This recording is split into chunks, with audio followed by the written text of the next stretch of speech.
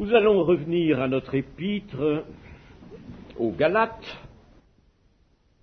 Cette épître aux Galates, je le dis en marge de l'étude de ce matin, l'épître aux Galates va nous amener face à un très grand sujet, et un sujet qui est toujours actuel, qui est même terriblement actuel en cette seconde moitié du XXe siècle.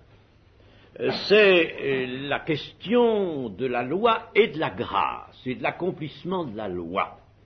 Comme toujours, au cours des siècles, mais avec plus ou moins d'intensité, il y a, vous savez, au cours de l'histoire du christianisme, des vagues qui se sont présentées, n'est-ce pas, des vagues hérétiques, tantôt une poussée dans un sens, tantôt une poussée dans l'autre sens, et aujourd'hui nous ressentons, bien sûr, une poussée dans un sens où déjà l'hérésie s'est manifestée, mais nous le ressentons particulièrement, un abandon des commandements, de la mise en pratique de l'écriture, sous toujours le fallacieux prétexte que nous ne sommes plus sous la loi, mais sous la grâce.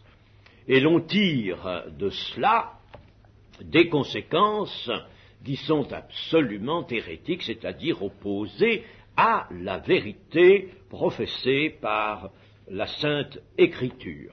Il est vrai que nous avons des déclarations comme « Christ est la fin de la loi », « Nous ne sommes plus sous la loi, mais sous la grâce », « Nous sommes morts à la loi ».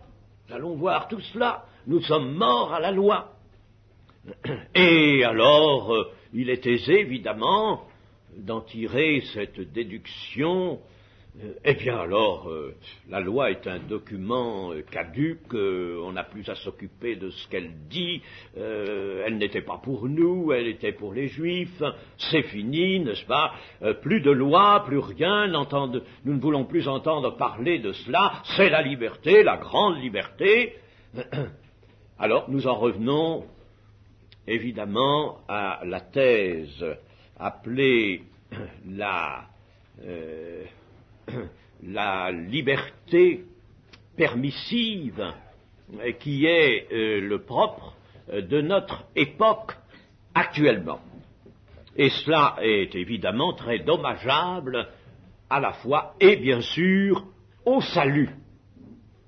Nous verrons, et je me servirai de textes en dehors même de celui des Galates, pour vous montrer ce que Christ lui-même fait de la loi, comment il envisage la loi, et ce que devient la loi dans le champ de la nouvelle alliance apportée par Jésus, fondée sur le sang rédempteur, n'est-ce pas? Que devient la loi?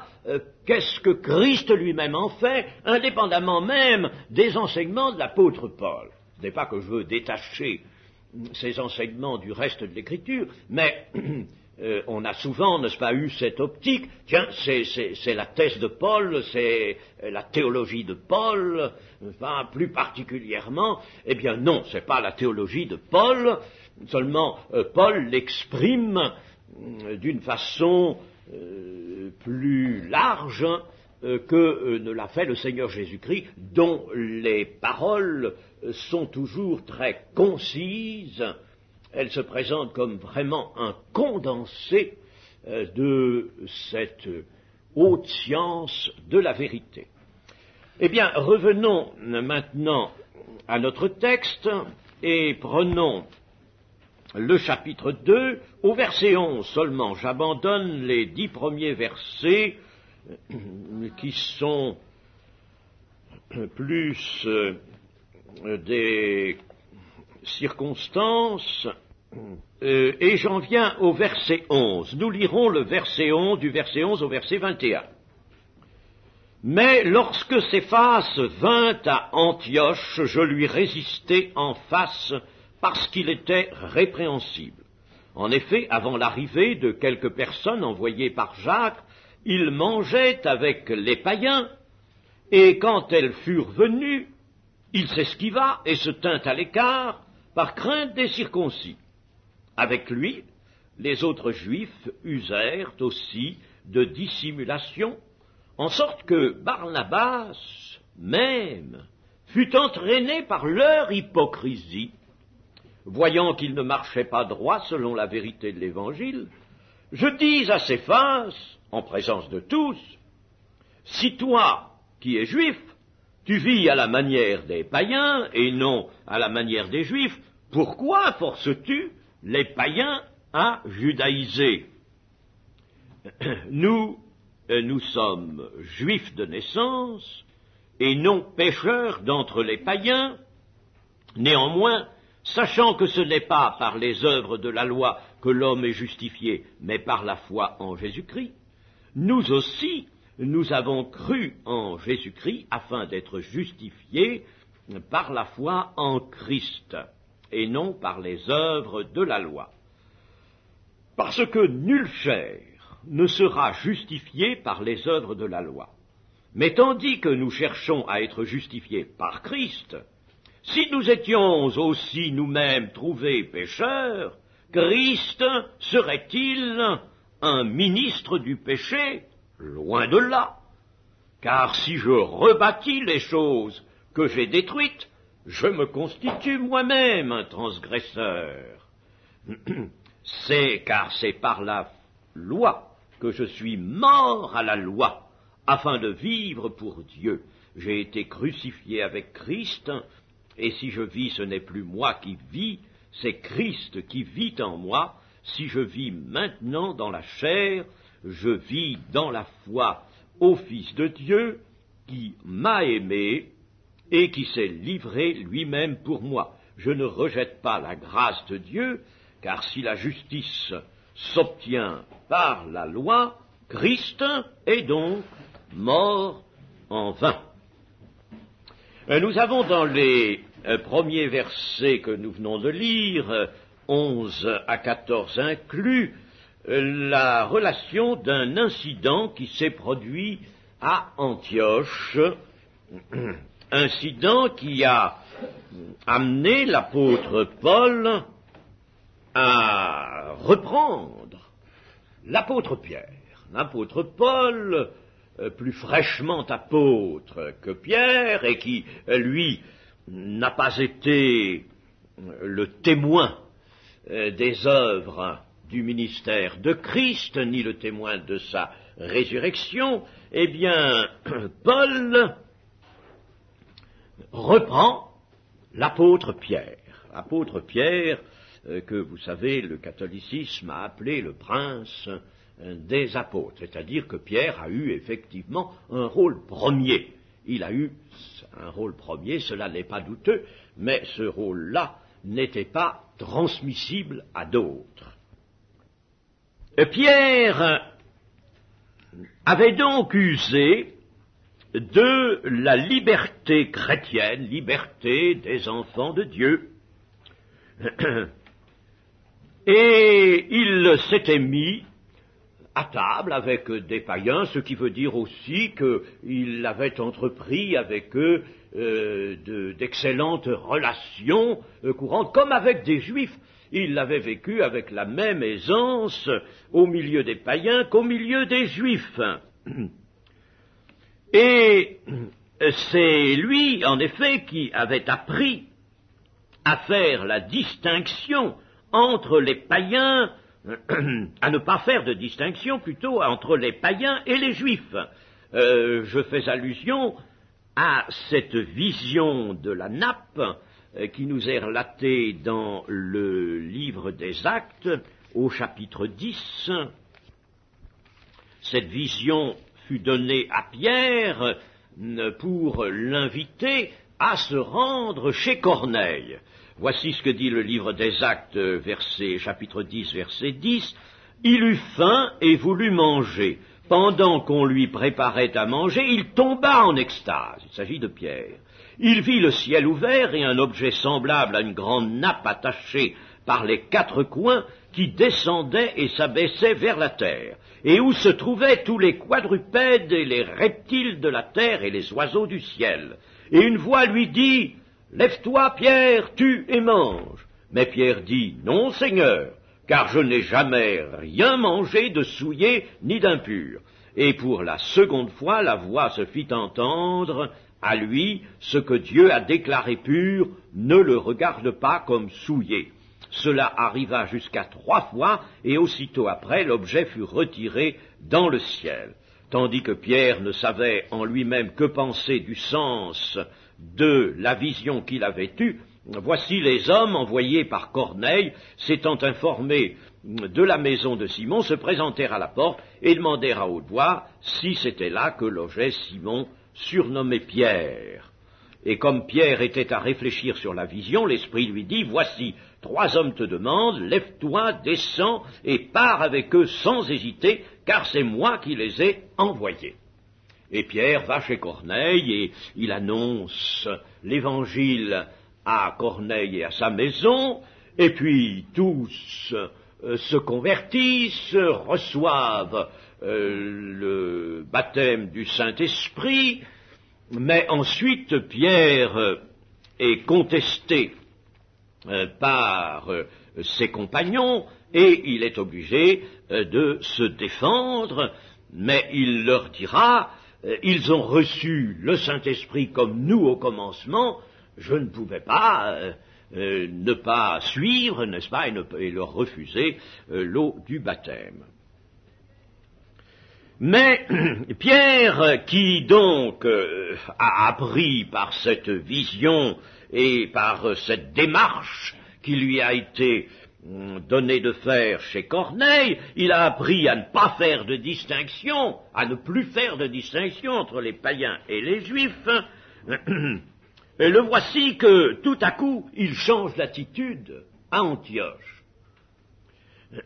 Il se sépare, il nous est dit qu'il s'esquiva et se tint à l'écart par crainte des circoncis.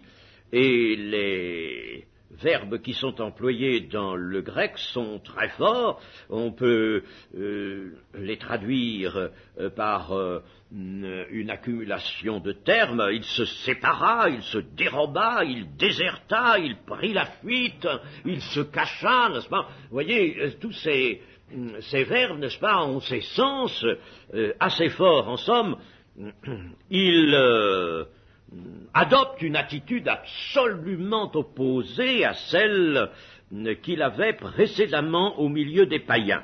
Et cela parce que arrivent à Antioche quelques envoyés de Jacques qui était considéré comme le chef de l'église de Jérusalem, dit-on, mais qui était le frère du Seigneur. Et Jacques, dont nous avons une épître, un écrit, Jacques était très attaché aux prescriptions légales des Juifs. Mais il avait montré cependant que pour les païens, il en était autrement. Lui, il estimait que les Juifs devaient continuer l'observance des prescriptions légales. Et Pierre, alors, conçoit en lui la crainte des circoncis, la crainte des hommes, la crainte d'être jugé, d'être vu comme un renégat, n'est-ce pas? Et alors, bien vite, il change de manière de faire. Pierre, en somme, affecte une soumission au judaïsme à cause de ses envoyés de la Judée, une soumission au judaïsme dont il s'était pourtant affranchi en la seule présence des païens. Il n'avait eu aucun scrupule en présence des païens à s'affranchir de beaucoup de ces observances judaïques. C'était la crainte des hommes qui lui inspirait ce volte-face.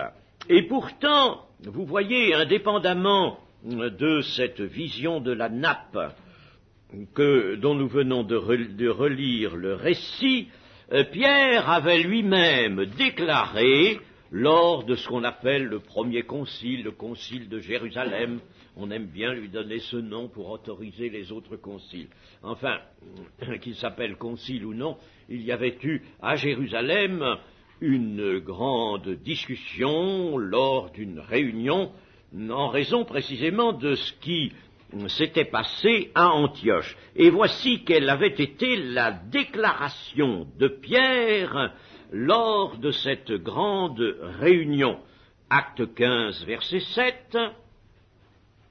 Une grande discussion s'étant engagée, Pierre se leva et leur dit « Hommes frères, vous savez que dès longtemps Dieu a fait un choix parmi vous afin que par ma bouche les païens entendissent la parole de l'Évangile et qu'ils crussent.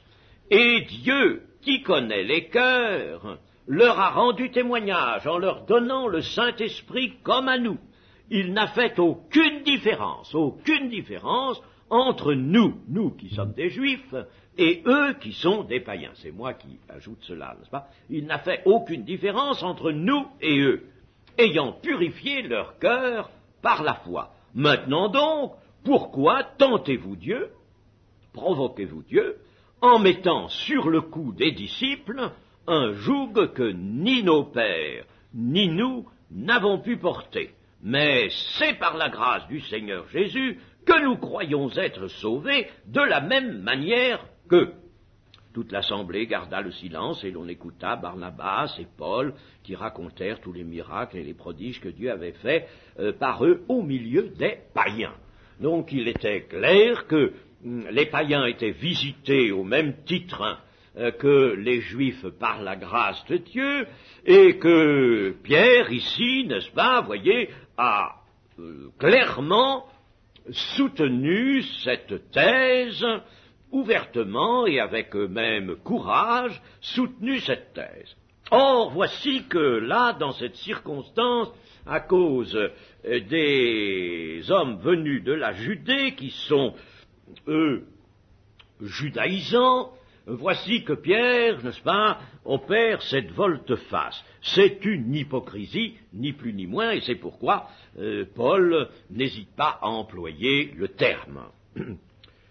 Le revirement de Pierre eut pour conséquence immédiate d'entraîner d'autres Juifs qui étaient là à Antioche, et notamment Barnabas. C'était quelque chose qui était douloureux au cœur de Paul, entraîner Barnabas et des Juifs dans la même dissimulation, en s'écartant des païens convertis, qu'on appelle généralement les pagano-chrétiens, par opposition aux judéo-chrétiens, n'est-ce pas, les paganos, ceux qui étaient venus du monde païen, à la foi en Christ, les pagano-chrétiens. Alors, en s'écartant de ces pagano-chrétiens, Pierre coupait l'Église en deux fractions. Il opérait une scission. L'avantage de la décision prise par les apôtres à Jérusalem risquait d'être annulé. Et c'est pourquoi Paul était intervenu en la circonstance avec tant de vigueur. Pierre n'entendait certainement pas remettre en question le salut par grâce qu'il avait lui-même, nous l'avons lu, annoncé, n'est-ce pas, dans ce concile de Jérusalem. Il n'entendait pas non plus remettre en question la liberté des chrétiens, mais tout simplement, il commet une faute, il tombe dans un péché de dissimulation, d'hypocrisie, par la crainte des hommes. Ah, c'est quelque chose de fort, la crainte des hommes, la crainte du jugement des autres, n'est-ce pas?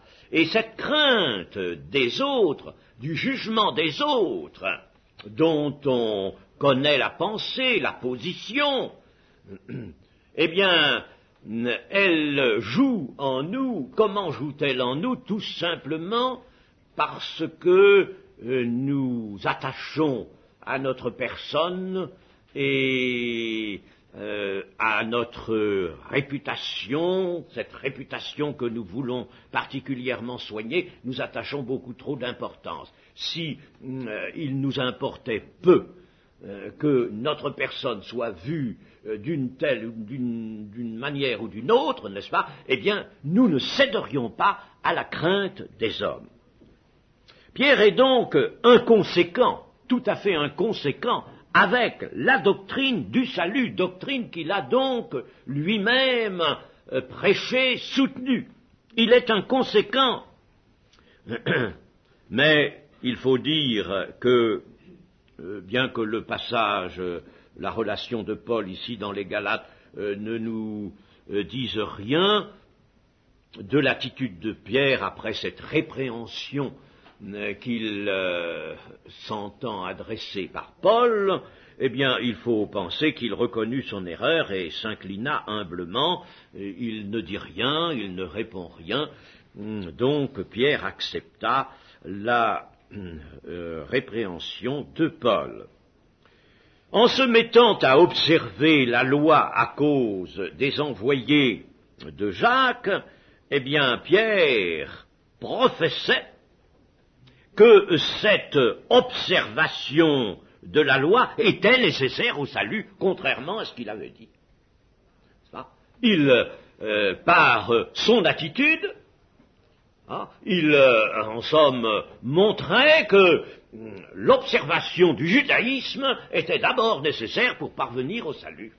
Ce que beaucoup avaient enseigné clairement, n'est-ce pas? Ils disaient aux païens, commencez par devenir des juifs, et quand vous serez des juifs, alors là, vous irez, vous passerez en somme d'une alliance dans l'autre, vous irez à l'alliance de la grâce, mais il faut d'abord passer par l'ancienne alliance. Alors, Pierre, par conséquent, professait que cette observation était nécessaire au salut, et par l'autorité de son exemple, il obligeait moralement les pagano-chrétiens à judaïser, et c'est le reproche que lui fait Paul. Pourquoi forces-tu les païens à judaïser? Tu les forces par ton attitude, tu les forces par l'exemple que tu leur donnes, et ton exemple revêt toute l'autorité de ton apostolat. Tu es l'apôtre Pierre, tu es une colonne dans l'Église.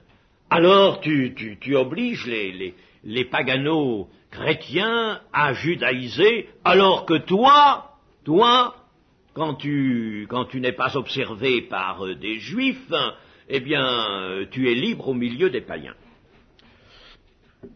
La grande question à ne pas remettre en cause était celle débattue par Paul dans les Romains et dans les Galates, à savoir que l'homme est sauvé par grâce et non par les œuvres de la loi.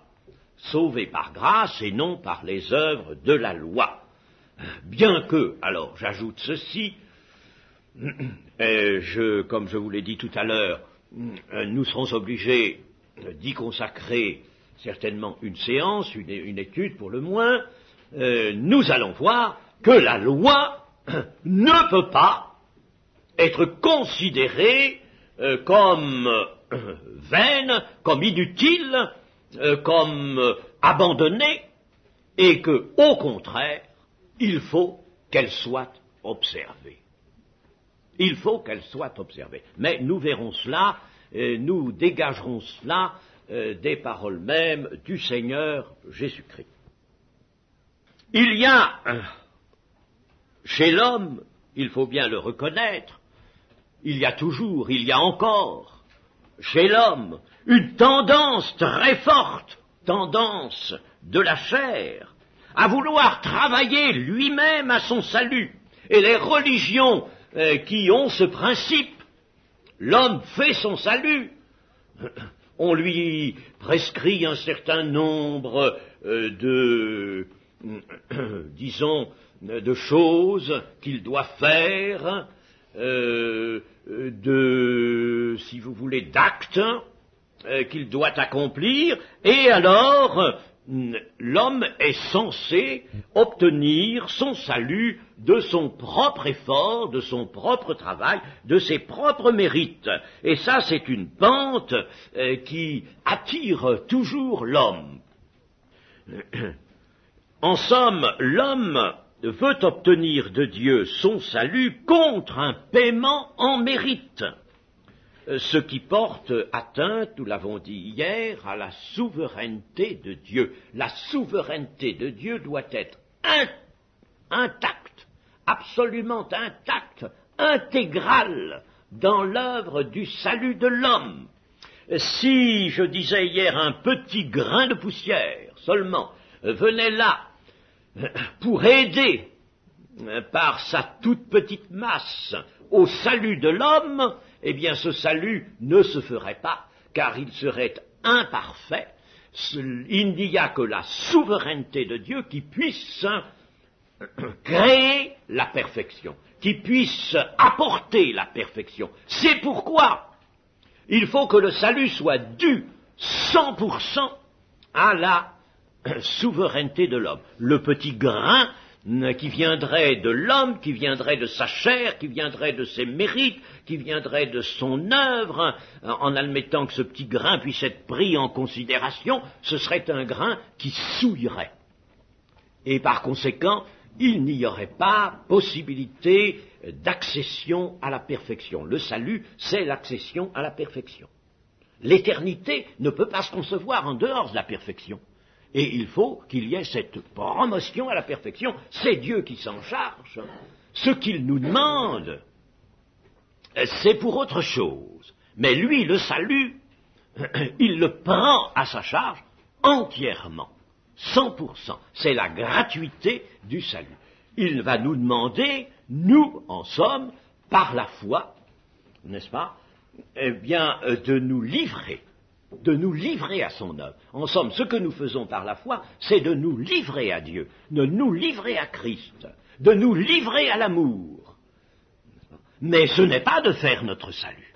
Le salut, c'est Dieu qui s'en charge, c'est la souveraineté de Dieu qui l'opère entièrement afin que nous puissions être amenés à la perfection. Ensuite, dans le passage que nous avons lu, l'apôtre Paul va parler, comme il l'a fait dans l'Épître aux Romains, de la justification par la foi et non par les œuvres. Que l'on soit juif ou que l'on soit païen, expose-t-il, la justification de tout homme s'opère par l'action de la foi en Jésus-Christ. C'est-à-dire que la foi en Jésus-Christ va chercher ce qui est prêt et ce qui découle de la souveraineté de Dieu, de la pleine souveraineté de Dieu. C'est quelque chose qui nous est préparé, qui est là, et la foi, c'est tout simplement l'acte libre et possible, puisque Dieu a mis dans le cœur de l'homme la pensée de l'éternité, c'est donc l'acte libre de l'homme qui va prendre possession parce qu'il veut, parce qu'il désire ce salut. Ici donc Paul reprend la question du salut à sa base pour amener la suite de sa démonstration visant à détruire la mauvaise influence des docteurs judaïsants. N'oublions pas que dans cet épître, le but de l'apôtre est bien celui-là de détruire ce faux enseignement qui a été apporté par des docteurs judaïsants. Et alors, c'est pourquoi l'apôtre s'était servi de cet incident qui avait eu lieu à Antioche et de cette répréhension qu'il avait dû adresser à Pierre. Ce n'est pas pour se donner un avantage qu'il rapporte cet incident. D'ailleurs, il l'abandonne très vite. il ne nous dit pas comment tout s'est réglé en fin de compte, n'est-ce pas? Il montre simplement qu'il a dû reprendre Pierre et que l'attitude de Pierre n'est pas à considérer maintenant, l'admettant qu'il soit connu des Galates, comme un exemple. Peut-être même les judaïsants, les docteurs judaïsants s'étaient-ils emparés de l'attitude de Pierre à Antioche, n'est-ce pas, pour se donner argument devant les églises de la Galatie. Eh bien, l'apôtre Paul, n'est-ce pas, va reprendre, lui, cet incident et dire Pierre n'a pas prêché par l'exemple, à telle enseigne que je l'ai repris et qu'il a, en somme, accepté cette observation que je lui ai faite.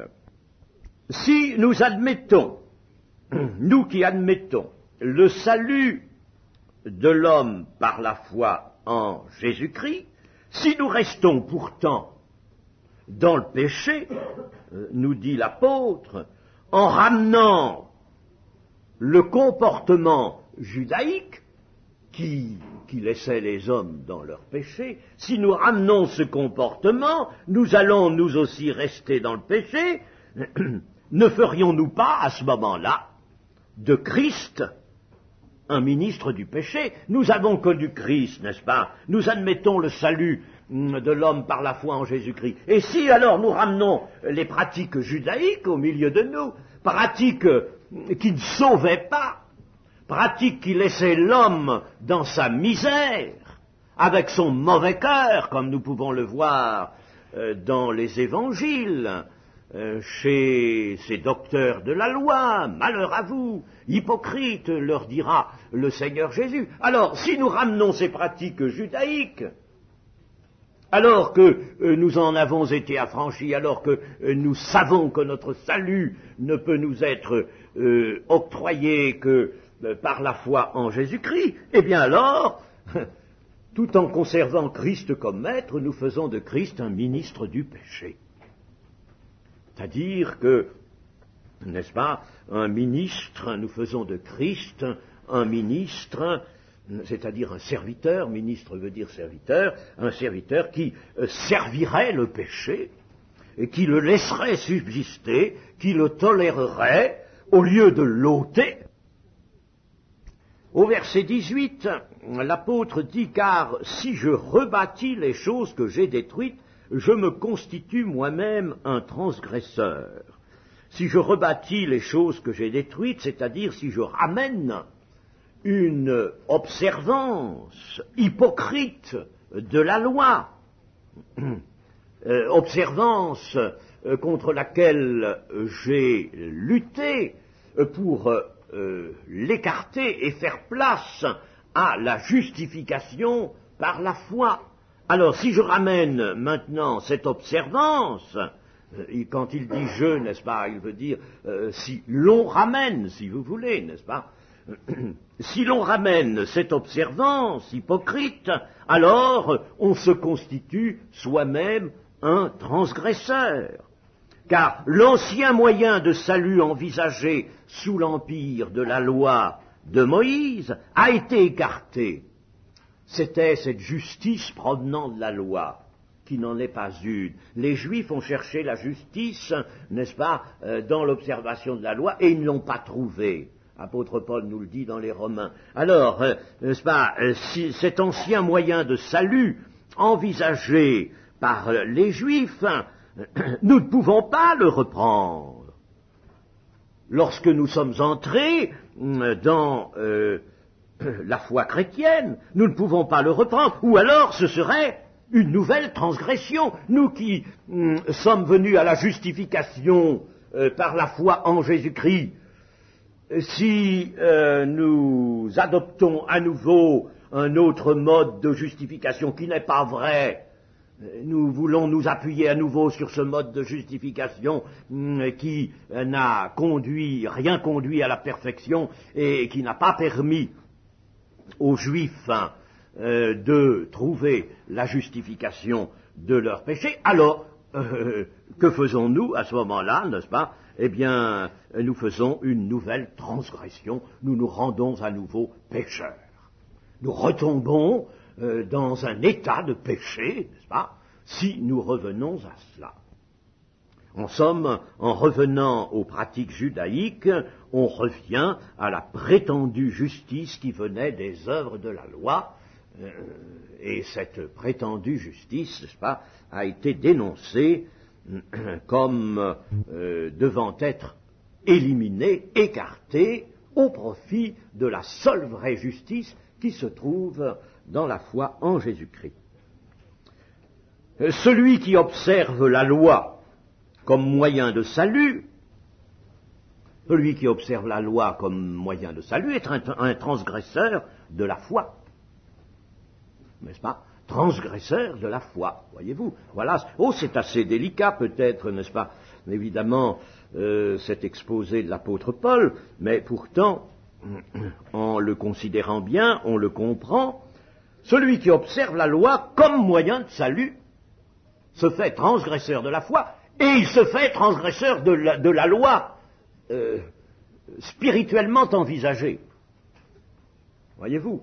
Enfin, autrement dit, lorsque l'on est venu, n'est-ce pas, au salut par la foi en Jésus-Christ, on ne peut pas retomber dans un faux moyen de justification, un faux moyen de salut, mais ce faux moyen était celui de la justification par les œuvres de la loi. On ne peut pas revenir à ça. C'est excessivement grave et dans l'Église, cela se présente non pas toujours comme un mal endémique ou comme quelque chose qui se généralise à toute l'Église, à toutes les communautés ou à toute une communauté, mais cela se présente dans des cas particuliers. Et il y a des chrétiens qui reviennent à la loi, n'est-ce pas, s'attachant aux pratiques de la loi, y voyant là vraiment la base, y retrouvant la base de leur salut, n'est-ce pas? Cela se fait quelquefois sans qu'ils le discernent trop eux-mêmes, mais attention, ils deviennent transgresseurs, disons, de la foi, c'est-à-dire transgresseurs de la loi telle que le Seigneur l'envisageait. Par la loi, je suis mort à la loi, nous dira l'apôtre Paul. C'est par la loi que je suis mort à la loi afin de vivre pour Dieu. Alors là, c'est... Évidemment, on sent, n'est-ce pas, très bien quel est le sens, mais c'est pas très facile de le dégager et surtout de l'expliquer. Enfin, efforçons-nous de le faire. La loi, d'abord, a eu ce rôle, nous dira Paul, cela nous le verrons, d'un pédagogue pour aller jusqu'à Christ. Un pédagogue. La loi a eu un rôle. Elle n'a pas eu le rôle de justifier, parce que l'homme, d'abord, ne pouvait pas l'appliquer pleinement, n'a jamais pu l'appliquer pleinement, elle n'avait pas, et puis elle n'était pas donnée pour cela. La justification nécessitait un grand sacrifice d'expiation. La loi, donc, était comme un pédagogue pour aller jusqu'à Christ. Elle préparait le peuple de Dieu. Elle était aussi une garde, nous dit cette même épître aux Galates, elle était une garde, elle, en somme, établissait des garde-fous à droite et à gauche, n'est-ce pas, de la marche de ce peuple, pour qu'il ne tombe pas dans le précipice de la corruption, comme les autres peuples. Elle le gardait, elle, en somme, empêchait le grand mal, bien qu'il y ait eu dans l'histoire d'Israël des périodes véritablement tragiques et honteuses. Mais enfin, la loi était donnée pour ça. Elle a réussi quand même à cela, et elle a bien amené jusqu'au moment de l'apparition de Christ, elle a tout de même amené des hommes et des femmes, rappelons-nous la prophétesse Anne notamment, et puis enfin Marie qui a été choisie par Dieu pour la naissance du Seigneur, n'est-ce pas? Et elle a permis, n'est-ce pas, tout de même, d'amener jusqu'à ce moment-là, jusqu'au temps de Dieu, des hommes et des femmes qui étaient gardés de la corruption des peuples païens. Elle était un pédagogue. Un pédagogue, c'est un éducateur. Un éducateur. Elle était un éducateur, n'est-ce pas, comme un éducateur qui serait donné, par exemple, à un enfant, lequel enfant grandit, lequel enfant s'instruit par le fait même de cet éducateur, mais il arrive un moment que la tâche de l'éducateur, n'est-ce pas, le rend lui-même inutile. Quand l'enfant est arrivé à ce point où il fallait que l'éducateur le conduise, à cette, si vous voulez, maturité où il fallait qu'il l'amène, l'éducateur devient inutile. Il faut donc l'abandonner, l'éducateur. Et c'est bien ce que l'Épître aux Galates va nous montrer, n'est-ce pas? On abandonne l'éducateur pour alors retrouver un autre maître. Un maître, ceux qui, par exemple, font des études secondaires, et quand ils arrivent au terme de leurs études secondaires, il faut qu'ils entrent dans l'université. Ils abandonnent donc leur maître qui était dans le secondaire pour en trouver d'autres, n'est-ce pas? Eh bien, c'est cela que Paul nous dira dans l'Épître aux Galates, et c'est cela qui montre le rôle de la loi, n'est-ce pas, en tant que pédagogue pour aller jusqu'à Christ. Nous pouvons aussi prendre une autre figure lorsque l'on emprunte un navire, par exemple, pour franchir une mer, pour se rendre sur un autre continent. Lorsqu'on touche ce continent, eh bien, on quitte le navire. On n'a plus besoin du navire. Le navire devient inutile. Il a joué son rôle, mais il devient inutile. Alors, c'est ce que l'apôtre Paul nous exprime ici, car c'est par la loi que je suis mort à la loi. La loi m'a été utile, mais quand elle a eu joué son rôle, eh bien, je suis mort à la loi, c'est-à-dire que je n'avais plus besoin d'elle, elle n'avait plus de rôle à jouer pour moi, je suis mort à la loi, afin de vivre pour Dieu. Il y a déjà ce sens. Et puis, on peut aussi expliquer ce verset, cette allégation de l'apôtre Paul, c'est par la loi que je suis mort à la loi, en disant ceci, c'est que la loi avait pour rôle d'accuser, de condamner le pécheur à la mort. Et par conséquent, la loi m'a montré que j'étais dans la mort. Et alors, quand j'ai trouvé Christ, qui, lui, m'a fait vivre de sa vie de résurrection, eh bien, alors, je suis mort, n'est-ce pas? J'étais mort, je n'avais plus besoin de la loi qui m'accusait, qui me condamnait et qui me montrait ma position de mort, mon appartenance à l'empire de la mort. Eh bien, cette loi a disparu, l'empire de la mort aussi a disparu, je suis mort à tout ça, n'est-ce pas? C'est assez difficile, j'en conviens, mais je pense que vous saisissez quand même la pensée de notre texte. Et puis alors, cette démonstration de l'apôtre Paul nous amène à ce beau verset 20, c'est un verset magnifique, alors celui-là s'éclaire bien mieux de lui-même. J'ai été crucifié avec Christ, si je vis, ce n'est plus moi qui vis, c'est Christ qui vit en moi. Si je vis maintenant dans la chair, je vis dans la foi au Fils de Dieu qui m'a aimé, qui s'est livré lui-même pour moi. Il faut bien savoir et comprendre que la foi a pour rôle non pas seulement de nous permettre de saisir une doctrine, de la comprendre, de l'assimiler, de nous l'approprier, la doctrine, mais bien plus.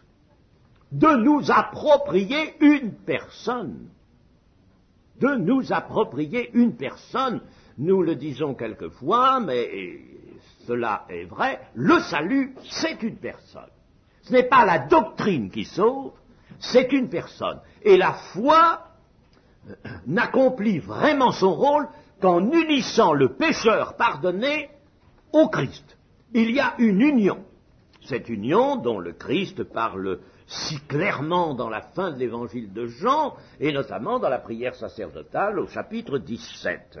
La foi donc doit unir le pécheur repenti et pardonné à son sauveur. Cette foi le transplante en Christ, si bien que la mort et la vie du Christ deviennent sa mort et sa vie à lui. La mort et la vie de Christ deviennent sa mort et sa vie à lui. Le crucifiement de Christ se reproduit en lui, il imprime en lui les conséquences spirituelles qui étaient inscrites dans le plan de Dieu, voulu par Dieu en livrant son Fils. Dieu voulait faire apparaître, faire ressortir de cet acte, le crucifiement, la mort, le passage par la mort de son Fils, il voulait faire sortir d'énormes conséquences spirituelles qui retombent maintenant sur tous les siècles et aujourd'hui sur nous.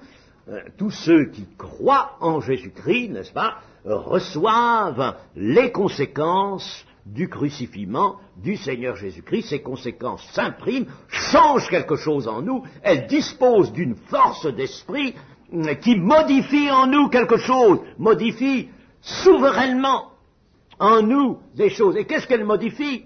Elle modifie la nature de l'homme. Elle, ce qui s'appelle le vieil homme, elle le cloue à la croix, elle le crucifie, ce vieil homme, elle le fait mourir. Même si, dans les débuts de la vie chrétienne, ou dans les prolongements de la vie chrétienne, cette mort se trouve quelquefois mise en échec. Cependant, chers amis, ne perdons jamais de vue qu'elle est faite. Et cela nous fera beaucoup de bien. Si notre foi s'applique, non pas à regarder à ce qui semblerait nier cette crucifixion du vieil homme, mais s'applique à saisir l'affirmation de la parole de Dieu, parole qui est infaillible, cette parole nous disant, nous sommes crucifiés avec Christ. Le crucifiement de Christ s'est imprimé sur nous, a agi en nous, a opéré en nous ce crucifiement voulu de Dieu, inscrit dans le plan de Dieu, a apporté ce travail en nous, n'est-ce pas, qui est un travail de mise à mort du vieil homme, de notre ancienne nature. Il y a une nature qui est là maintenant sous l'emprise d'une mort, d'une destruction, elle ne doit plus revivre. L'homme de la chute est là maintenant saisi, jugulé. C'est ça que signifie « j'ai été crucifié avec Christ ».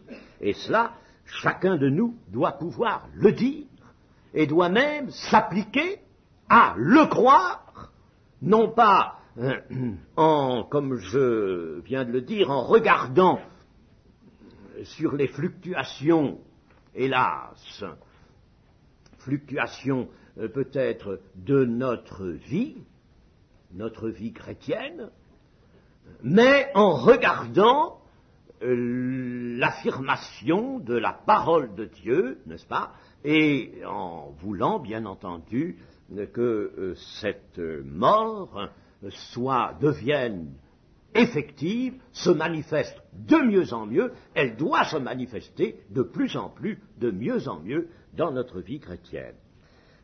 J'ai été crucifié avec Christ, et si je vis, ce n'est plus moi qui vis, c'est Christ qui vit en moi. Ce qui ne signifie pas que l'apôtre Paul n'existe plus et que c'est un autre personnage, ce ne serait pas un salut si Dieu, n'est-ce pas, supprimait le personnage que nous sommes, l'individualité qui est la nôtre, s'il la supprimait pour en mettre une autre. Ce serait plus de salut, ça. Il faut que nous conservions notre individualité. C'est ça le grand problème, n'est-ce pas? Ce ne serait plus de salut, ce serait un autre. Il est évident que de nous, Dieu pourrait faire une autre créature.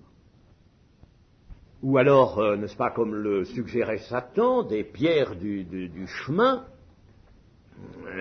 le Seigneur pouvait très bien faire venir du pain, n'est-ce pas? Alors, s'il y avait vraiment un changement total, radical, qui annule notre individualité, ce ne serait pas le salut.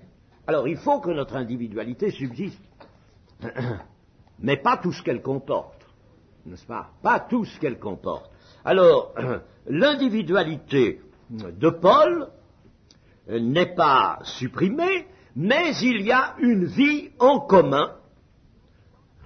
Il vit dans la chair. C'est bien moi qui vis dans la chair. Si quelqu'un qui m'a connu il y a 10 ans, 20 ans me voit, il me reconnaît bien. Il voit bien que c'est moi, le Saul de Tarse qu'il avait connu autrefois. C'est bien moi. Mais, cependant, s'il m'observe, s'il reste avec moi un certain temps, eh bien, il pourra voir qu'il y a une autre manière d'être, de parler, d'agir. Il y a même d'autres sentiments qui se manifestent de mon cœur. Tout cela, n'est-ce pas, c'est différent. Il sera étonné de voir paraître là, n'est-ce pas, une personnalité tellement différente, opposée même à celle qui était précédemment attachée à la même individualité, Saul de Tarse, et c'est le Christ qui est là et qui a liberté pour manifester sa vie. Voilà, n'est-ce pas, quel est, en somme, le mécanisme de notre vie chrétienne, hein, c'est celui-là. Notre individualité n'est pas annulée, loin de là, au contraire, Dieu la soigne, Dieu la préserve. Notre individualité, il va la conduire dans l'éternité, même s'il nous donne un nom nouveau, hein, c'est toujours notre individualité pour que ce soit bien le salut, notre salut.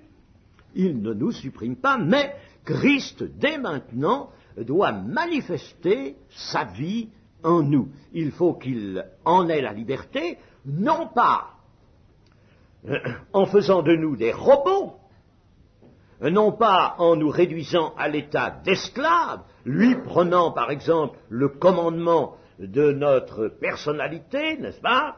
Et puis alors, ce qui était autrefois de notre personnalité, n'est-ce pas, ou ce qui, si vous voulez, est notre individualité, se trouvant en quelque sorte réduite à l'état d'esclave par une autre personnalité qui est là, qui est forte, qui domine, c'est pas ça du tout. Ce ne serait pas l'union, ça, n'est-ce pas? Ce ne serait pas l'union. Ce serait l'action autoritaire, c'est pas cela.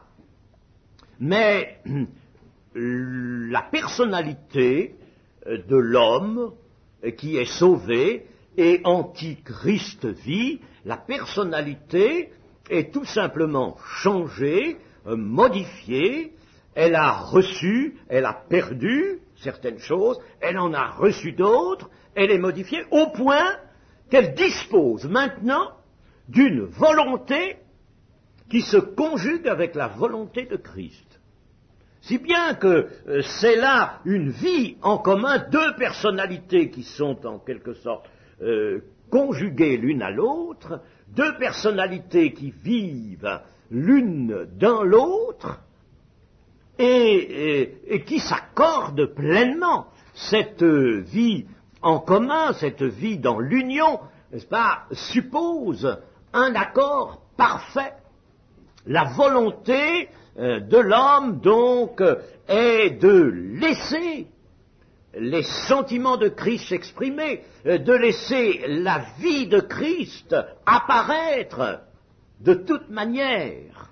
Hein. voyez, c'est quelque chose de magnifique. C'est ça, la vie chrétienne. C'est pas autre chose. Sans ça, nous retombons, n'est-ce pas, avec les aperçus que l'apôtre Paul nous a donnés là sur le judaïsme, nous retombons dans des systèmes religieux. Les systèmes religieux, ça n'existe pas, ça, n'est-ce pas? C'est quelque chose du diable. Tout ce qui est religion, tout ce qui est soumission de l'homme à des rites, à un mode de piété, n'est-ce pas, quelconque, tout cela vient du diable. Mais le christianisme, c'est d'être uni par la foi avec Christ, au point que Christ puisse vivre librement en nous et se manifester en nous.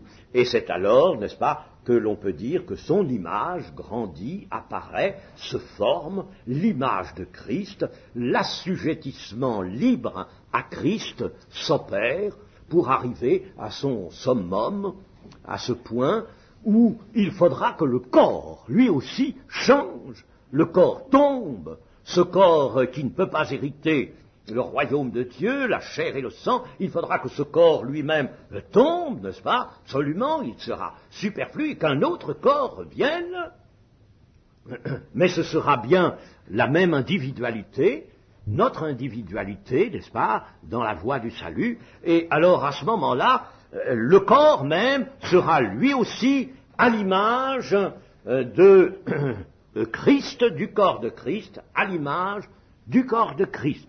Et si bien que l'esprit, l'âme et le corps seront parfaitement à l'image de Christ, n'est-ce pas? Voilà l'aboutissement. La perfection sera là. Voilà le point de perfection visé, atteint. Nous allons vers ce point de perfection. Que le Seigneur nous y conduise. Amen.